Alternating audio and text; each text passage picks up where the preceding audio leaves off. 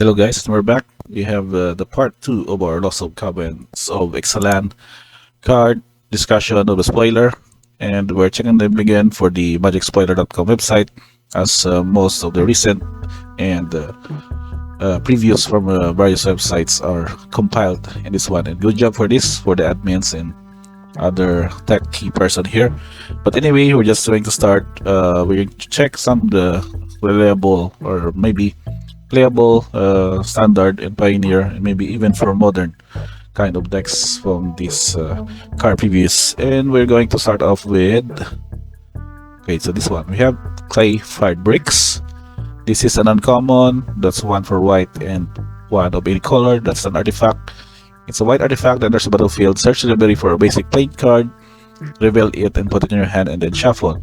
It has this ability that you can craft in an artifact for 7. That's 2 white and 5 of any color, and we can convert this one up to this ability. It becomes a Cosmium Kiln. It is also an artifact, and there's a battlefield. You will create 2 1/1 colorless non-artifact creature tokens. So also it gets a huge not a huge, but just an anthem effect with creatures you control gets +1.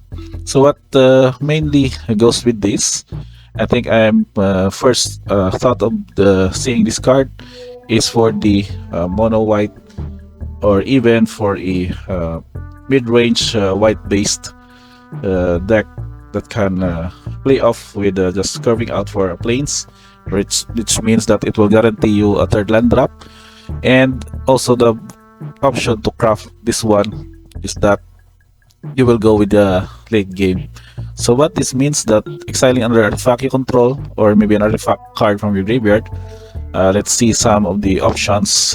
Currently in standard we have some, maybe for the artifact creatures that are being introduced in Brothers War, we can have those card options that you can be able to craft this one and then pay 7 to flip it into Cosmium Kiln. So the good thing is that it's not only coming in, unlike the wedding announcement as it flips, is that this would produce also 2 colorless non-artifact creature tokens, which can also become 2/2 in the process because of this buff effect. So this one I think would be real nice if fit for a deck that can have the variants of maybe having some artifact creatures or maybe some non-creature artifacts in this deck, which you can just exile in the late game as you craft this one for by paying for 5 and white, that is 7 total. So the card rating for this I think is 4 out of 5, but in particularly you should be able to have this one as a build depending on the deck setup, and what would mean that it's adjustable on how this deck would look like. Now for the next card preview to discuss is this one, the Goblin Pyrite. This is Enterprising Scallywag, a very nice term, enterprising, which means going into the marketing stuff and trading kind of thing. It is a 2/2 for 2 Goblin Pirate, the Benevolent end step. If you descended this turn, create a treasure token. So you descended if a permanent card was put into your graveyard from anywhere. What this one would mean, if they would see it fit, is in the Rakdos Anvil deck, since basically at every step you would need to activate the anvil to create those 1/1s and also have your opponent lose 1 life and you will gain 1 life. Then at the end step you will have also the Scallywag trigger. It means that you have sacrificed or you have descended this turn, and so that certain condition was met and you will be able to create this treasure token. So value wise I think this would fit on that build, particularly the sacrifice deck. And for Pioneer, maybe for the Rakdos Oven, since they are also using the setup of sacrificing food or sacrificing the cat or the familiar to the oven and then producing the food in that setup. So this would also have to maybe 2 copies or 3 copies on that deck. But overall I think again, as mentioned in that, like that of the first card that was previewed, is that you will just depend on how the deck or its effectivity would look like if adjusted to a certain deck archetype. So again, the rating of this would go with 4 out of 5. So next up, we have Restless Vents. This is probably the new version of the Black-Red Manland introduced in the game. And previously we have some Lavaclo Riches as our only Black-Red Manland, I think, as I remembered.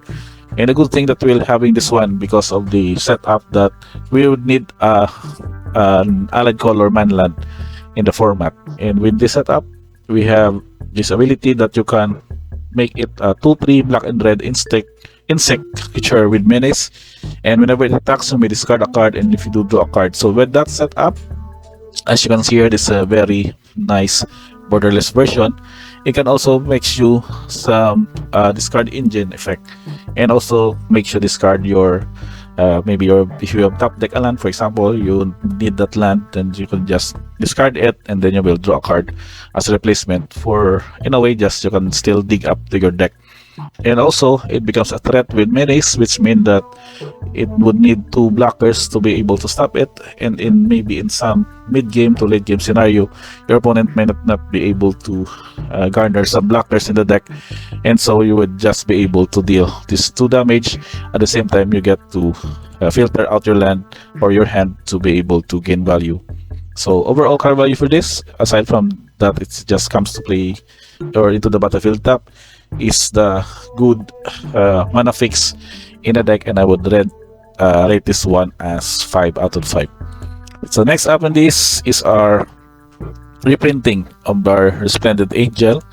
It's a sad that if you're invested in the 2019 or M19 version, you would not be able to satisfy this one because it was very kind of pricey in the market. Now that it was not reprinted, you would need to surely discover that the price would somewhat plummet. But we'll see if depending on how this deck would evolve now that we have the reprinting of the Splendid Angel in the standard format. So just to recall its ability, it's a 3 to cost for 3, 3/3 flying, and immediate step, if you have gained 5 or more life this turn, you will create a 4/4 white angel creature token with flying maintenance. So at the same time, you can also have this one to pay for 6. That's 3 white and 3 colorless. Until end of the turn, a Splendid Angel gets +2/+2 and gains lifelink. So the card rating is basically a 5 out of 5 automatic because of its ability that can be able to be very sustainable on its own. And given that even you can just play this in a mid-range blue-white or just even for the mono-white deck, you can still be able to have a good effect depending on how your other cards would set up for that kind of deck archetype. So next on this list we have, this is a commander card. It's more of this. Okay, let's check this one. This is a more of Subterranean Schooner, very unusual term for that card. This is a blue artifact rare. It's 1 blue in 1 of any color. This ability, it's a 3/4 vehicle that whenever this attacks, target creature that crewed on it explores. So reveal the top card of the library, put that card into your hand if it's a land, and otherwise put a counter on the creature and then put that card back in, or your card back, or put it in your graveyard. So that would also have your creatures exploring. This is also a good way to build around if you're maybe building an explore an aggro deck. Then this would be a good inclusion for that build.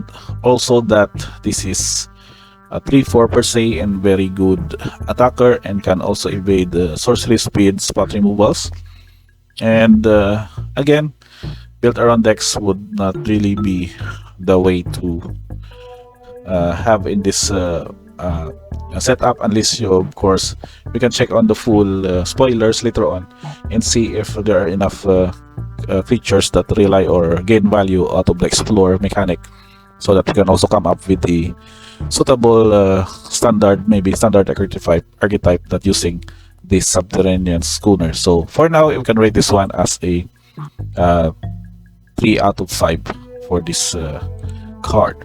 So next up, we have several German-ish cards here. Let's start this one, the Queen's Bay Paladin. So this is a black creature rare its ability, that's a 5 to cast, 5/4, a Vampire Knight that enters the battlefield or attacks, return up to one target vampire card from the graveyard to the battlefield with a finality counter on it. So you lose life equal to its mana value. If a creature with a finality counter on it would die, you can, or you should exile it instead. So with this deck setup, unless we have a decent standard, maybe for a standard vampires deck, then we can have this one as a good inclusion for the late game, as you can also have a gas to return a vampire card from graveyard to the battlefield. The only drawback is that there are times that you might need to have enough life so that you can pay for this one, for the drawback.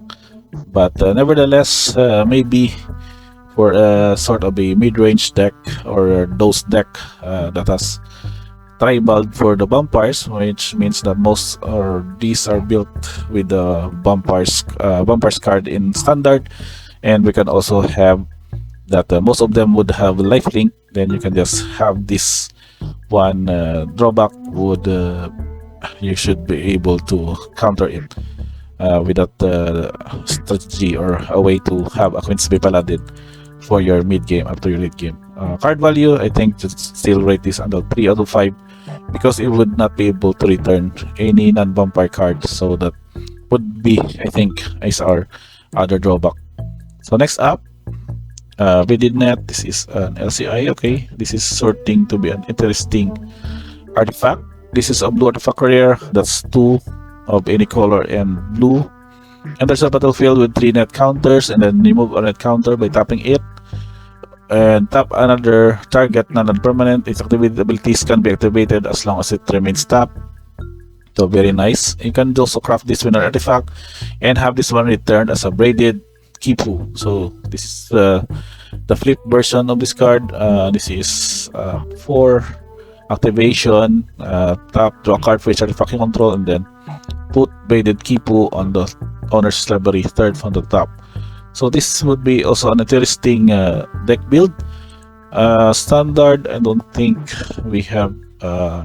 Maybe if we can have a sort of the artifact blue based deck that can have this braided net, then you can be able to have this value. This is sort of a topper for any other creatures, and at the same time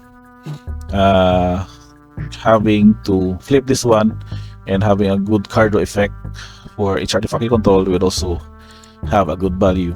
But I think in Pioneer we can have a more decent build out of this, because we have a lot of set options to where you can just pull out some of the artifacts or artifact cards. And I think there are also an option here that you can have the Scissors deck that I have previewed in a video before. That's a sort of a deck that we can use, so that we're able to have this braided net as an option to include for that build. But overall, I think built around the artifact decks would be really nice, or happy to have this artifact included in their lineup. Overall rating is 3 out of 5 for that card.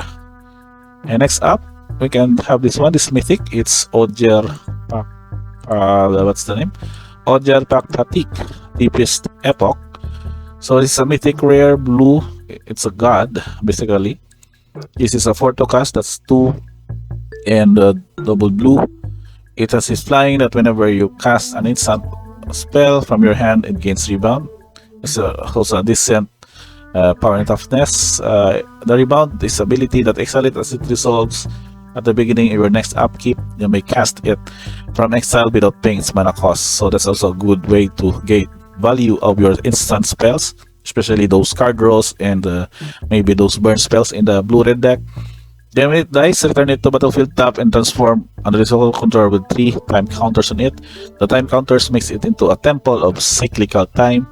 This is a land that have this ability to add blue mana and then remove a time counter from it. And then you can also pay 3 to transform it. This ability would only be activated if you have no time counters on it, and only as a sorcery. It's a good way to have this in this deck. So we have this awesome like eel-ish effect on this one, and this is the showcase version of the card.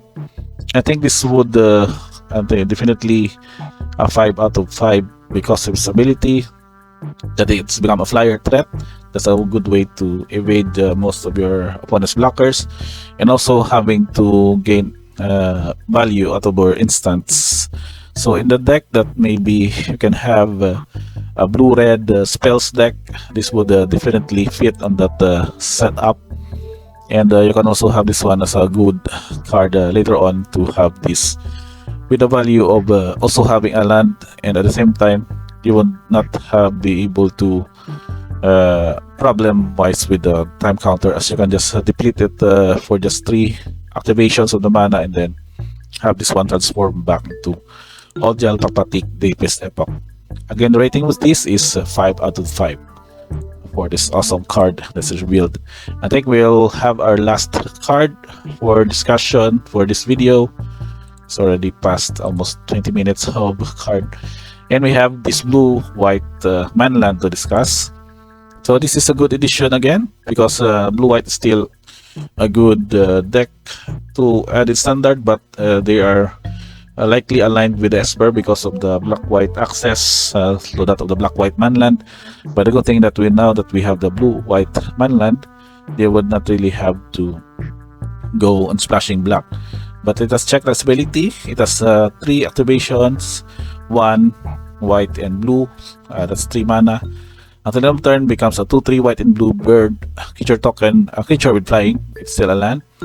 Whenever it attacks, you will create a map token. So that map token is basically having you to have your creature explore. And it won't not really matter here, but the good thing is that it's still a good attacker because of the flying ability that can also evade most of the blockers maybe in standard, and still a good activate with only 3, wherein you can still have your extra mana up for a counter spell, or maybe another instant, or maybe for a Wandering Emperor to do in the combat tricks. So this would rate, I think, would 4 out of 5. But because it is needed mostly for the blue-white decks, I think this is also a good intuition that they can have a Manland at their lineup, especially that they are going with a control deck and the setup mostly in this format. But in Pioneer, I think this will also add to them, because I think currently there are no blue-white Manland. I think Celestial Colonnade is not legal.